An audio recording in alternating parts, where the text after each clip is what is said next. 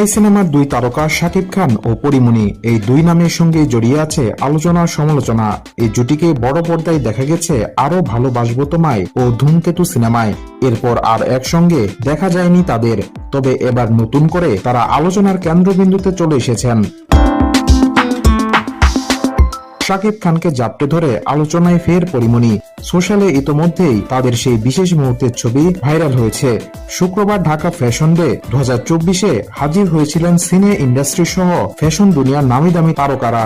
Fashion designer ও choreographer টিয়াল হোসেনের আয়োজনে প্রধান আকর্ষণ ছিলেন শাকিব খান। অনুষ্ঠানে নায়কের সঙ্গে মঞ্চে হাঁটতে দেখা যায় পরীকেও।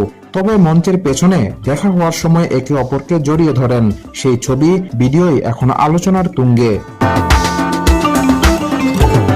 এদিকে শাকিব খান ও পরীমনিকে একসঙ্গে দেখে সামাজিক যোগাযোগ মাধ্যমের নানা গ্রুপে লিখতে দেখা গিয়েছে যে ফের তাদের একসঙ্গে বড় পর্দায় দেখতে চান দর্শক, কারণ শাকিবের সঙ্গে পরীমনিকে বেশ মানায় বলে মনে করছেন তারা। এদিকে এদিন নামকরা সব কোরিওগ্রাফারদের নির্দেশনায় র্যাম্পে হেঁটেছেন দেশের নামকরা মডেল ও শোবিজ তারকারা। তাদের মধ্যে ছিলেন সজল, নীরব, গোলাম কিবরিয়া তানভীর, সানজু জন, রাহা তানহা খান, রুকাইয়া জাহান চমক, মন্দিরা চক্রবর্তী, সামিয়া অথই সহ অনেকে।